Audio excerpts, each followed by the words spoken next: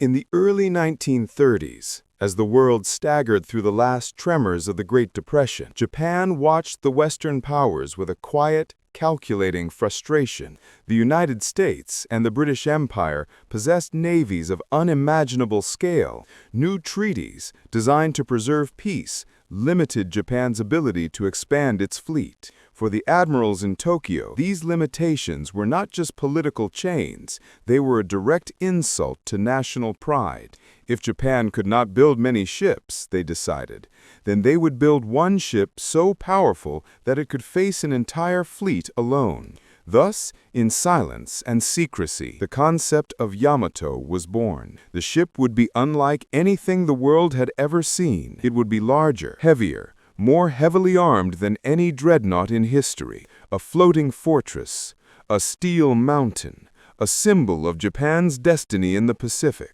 Construction began in 1937 at the Kure Naval Arsenal. So immense was the scale of the project that the massive hull had to be built under a specially constructed canopy to hide it from foreign espionage. Workers, bound by secrecy, labored day and night, riveting plates of steel thicker than a man's arm, forging gun barrels large enough for a child to crawl through, constructing engines that would propel nearly 70,000 tons of steel across the Pacific. The 460mm main guns, 3 triple-barreled turrets, were the largest ever mounted on a warship. Each shell weighed more than a small car. Fired at full charge, these shells could arc over the horizon and strike a target more than 40 kilometers away. The ship's armor was equally monstrous.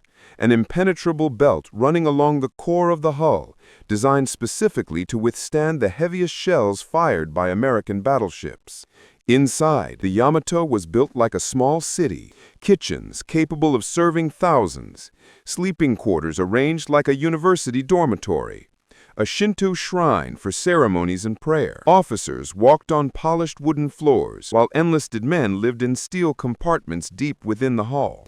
Though suffocatingly humid and cramped, the crew knew they were sailing on a legend in the making. In 1941, when the Yamato was officially commissioned, Japan was already preparing for war.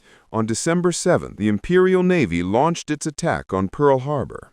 The world changed overnight, and Yamato became the flagship of the combined fleet. On board, Admiral Isoroku Yamamoto held command. Sailors revered him as a strategic genius, a man whose presence imbued their mission with a sense of invincibility.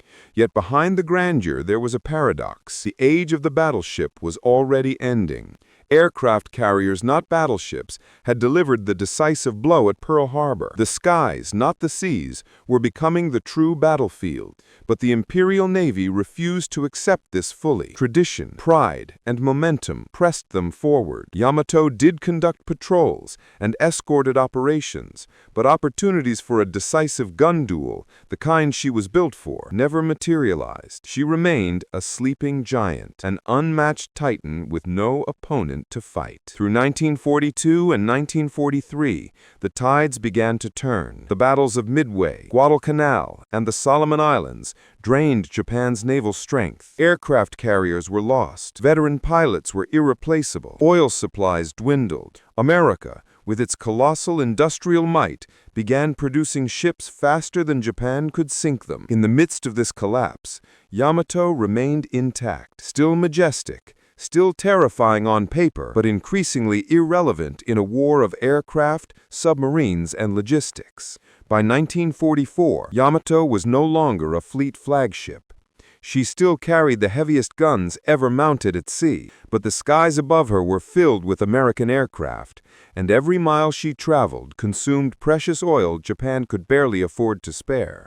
The Imperial Navy clung to a fading hope that one day the battleship would return to glory, that one decisive engagement could still turn the tide. But reality was marching ruthlessly toward them. The age of giants was ending, and Yamato, the greatest giant of all, would soon be given a mission that defied logic, strategy, and survival. A mission that had nothing to do with victory and everything to do with honor. Chapter 2. Shadows over the Pacific. By 1944, the Pacific Ocean had transformed from a battlefield into a vast graveyard of Japanese dreams. The fall of Saipan, the crushing defeat in the Philippine Sea, and the catastrophic Battle of Leyte Gulf all signaled one truth the Imperial Navy could no longer deny: Japan was losing, and losing fast. American forces advanced island by island, each step placing Japan under deeper pressure.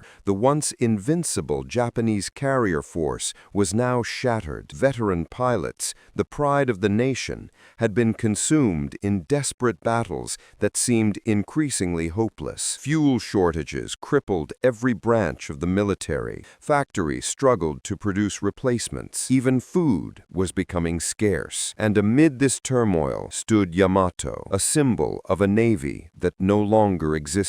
Many of her sister ships and escorts had already been sunk. The battleship Musashi, Yamato's equally massive sister, had been sent to the bottom during the Battle of Leyte Gulf after being swarmed by hundreds of American aircraft. She took an astonishing number of hits: torpedoes, bombs, repeated strikes, but even her titanic armor could not withstand the relentless assault. The loss of Musashi was a chilling omen. If Musashi could be destroyed, despite her immense size and power, Yamato was not invincible either. Yet within the Imperial Navy, denial persisted. Admirals clung to outdated doctrines, traditions forged through centuries of warrior culture. In their minds, no matter how grim the situation, there remained the sacred possibility of a decisive battle, a moment of grand sacrifice that could alter history. Yamato continued to exist in a strange limbo, too valuable to risk, yet too symbolic to abandon. She spent months moving between inland seas, rarely venturing into open waters. Fuel was so scarce that she often remained anchored. The crew drilled endlessly, maintaining discipline, readying themselves for a confrontation that never came. The ship had been designed to meet American battleships head-on, to exchange thunderous broadsides at ranges beyond imagination. But the Americans refused to play by those rules. Aircraft dominated the war. Yamato's great guns became relics of a bygone era, magnificent, awe-inspiring, but strategically obsolete. In late 1944, Japan's situation worsened dramatically. The Americans captured the Philippines, severing supply lines and cutting Japan off from resources in the south. Air raids began devastating Japanese cities. And then came the most ominous development. American forces moved closer to Okinawa, just 550 kilometers from the Japanese mainland. For the Imperial Navy, Okinawa represented a last stand. If America took this island, Japan itself would be within reach. In Tokyo, military leaders debated strategies, none of which promised hope. Manpower was exhausted. Fuel was nearly gone. Aircraft production was a fraction of America's. Yet the government demanded something, anything, that might slow the American advance. Desperation gave birth to radical ideas.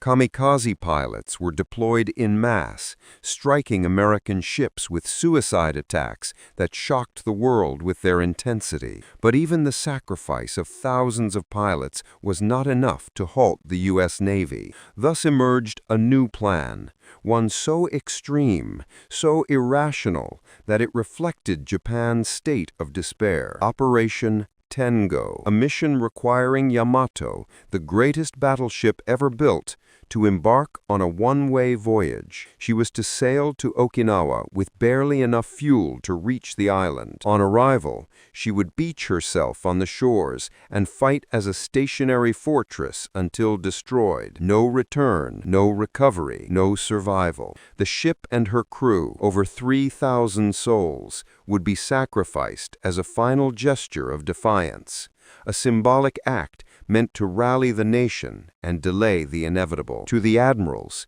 this was honor. To the sailors, it was a death sentence wrapped in patriotism. Within the steel corridors of Yamato, whispers spread. Men sharpened their swords, wrote farewell letters, and accepted the grim path ahead. Officers spoke of duty and destiny. Priests visited the ship for ceremonies. The atmosphere shifted from routine discipline to something deeper, an acceptance of fate. For many, Yamato was more than a ship. She was the embodiment of Japan's pride. To die aboard her was considered an honor beyond measure. But beneath the surface, there was fear. The men knew what had happened to Musashi. They understood that American air power was overwhelming. They recognized that Yamato, no matter how powerful, was vulnerable against hundreds of aircraft attacking in waves. Still, they prepared. Still, they obeyed. As the date of the mission approached, Yamato's engines were tested, her guns cleaned, her armor inspected. Every man aboard understood what lay ahead. They were stepping not into battle, but into legend, and death was waiting on the horizon. Chapter 3. The One-Way Mission. At dawn on April 6, 1945, Yamato's engines roared to life, an earth-shaking thunder that echoed across the Seto Inland Sea. Her crew, more than 3,000 strong, stood at their stations as the mighty battleship prepared to leave the harbor at Tokuyama. The air was thick with silence, charged with the weight of finality. Operation Tengo had begun. Escorted by a token force, 1 light cruiser and 8 destroyers, Yamato set a course for Okinawa. The plan was brutally simple. The ship would race south, break through the American naval screen, reach the landing beaches, and ground herself deliberately. Once beached, her massive guns would serve as stationary artillery, firing until the ship was reduced to twisted, burning steel. It was a mission that defied the core principles of naval warfare. It offered no tactical advantage, no realistic hope of success. Yet, for the High Command, the mission's value was symbolic. Japan would show the world, even in its darkest hour, that it still possessed the spirit to resist. The escorting destroyers carried extra fuel. Yamato herself had only enough to travel one way. The message was clear: there would be no return journey. As the fleet pushed into open waters, Yamato's crew continued their preparations. Below decks, mechanics monitored the engines. In the turret rooms, gunners tested elevation and rotation systems. Anti-aircraft crews inspected barrels and checked ammunition belts. Surgeons prepared the medical bay for casualties, laying out tools with a chilling awareness that few they treated would survive. Many sailors carried letters written the night before, final messages to their families, folded neatly into pockets. Some prayed, others remained stoically silent. The weather was calm. The sea glittered under the pale spring sun. But beneath the surface, Yamato moved through waters tracked by American submarines, scout planes, and radar stations. The United States Navy knew she was coming. American codebreakers had intercepted Yamato's communications. The Pacific Fleet had been alerted. Carriers positioned to the south launched reconnaissance flights. Yamato, with all her mass and grandeur, was not just heading into danger. She was sailing directly into the most sophisticated naval surveillance network in the world. Still, the Japanese officers clung to hope. Perhaps they could slip through. Perhaps the Americans were too busy with the Okinawa landings. Perhaps fate would grant them the miracle they needed. But fate was not on Yamato's side. By mid-morning, American aircraft located the fleet. Radio operators aboard Yamato intercepted enemy communications. Pilots reported the battleship's course, speed, and escort strength. The trap was set. Aboard Yamato, the alarms sounded. Men rushed to their stations. Anti-aircraft guns were loaded. Spotters scanned the skies. Officers barked commands. The ship, built for artillery duels, now braced herself for an aerial storm. The crew knew what was coming, and it was coming fast. Chapter 4. Fire from the Sky. The first wave of American aircraft appeared shortly before noon. dark specks on the horizon, growing rapidly into swarms of Avengers, Hellcats, and Helldivers. The sky vibrated with the sound of engines. Yamato's anti-aircraft batteries opened fire, sending streams of tracers upward. The battle had begun. American pilots knew exactly what they were up against. Yamato's armor was nearly impenetrable from the sides, but the decks were vulnerable to high-altitude bombs, and her lower hull, where the armor tapered, could be compromised by torpedoes. Their strategy was precise. Torpedo bombers would attack from both port and starboard, forcing Yamato into contradictory evasive maneuvers. Dive bombers would strike from above, targeting the broad decks. Fighters would harass and suppress anti-aircraft crews. Yamato fired everything she had. Her main guns, designed for duels with battleships, were loaded with anti-aircraft shells that detonated in the air with massive blasts. The concussion shook the ship. Her secondary batteries thundered. Her 25mm guns spat fire in every direction. The air became a chaotic storm of metal and flames, but the Americans kept coming. The first torpedo struck the port side, near engine rooms. The hull reverberated with a deafening roar. Pipes burst. Water surged through compartments. Damage control teams sprinted to counterflood, attempting to keep the ship level. Minutes later, another torpedo slammed into the starboard side. Yamato shook violently, but stayed afloat. Dive bombers dove almost vertically, releasing armor-piercing bombs that exploded across the deck. Flames erupted. The anti-aircraft crews, exposed on open platforms, were cut down by machine gun fire or blown into the sea by explosions. Still, the ship fought on. Waves of aircraft attacked in relentless succession. Torpedo after torpedo slammed into the hull. The battleship began to list dangerously. More compartments flooded. Ammunition stores threatened to ignite. The sea around Yamato churned with oil, fire, and debris. Her escorting destroyers fought valiantly, firing at aircraft, rescuing survivors flung into the sea, and attempting to screen their queen with smoke. One destroyer was sunk, another heavily damaged, yet they continued to shield Yamato as best they could. But nothing could stop the storm. After more than an hour of relentless assault, Yamato's list had increased to over 15 degrees. Flooding was uncontrollable. The forward main battery was no longer operational. Fires raged across the deck, and then came the fatal blow. A coordinated torpedo attack struck the port side. The ship lurched violently. The list increased past 20 degrees.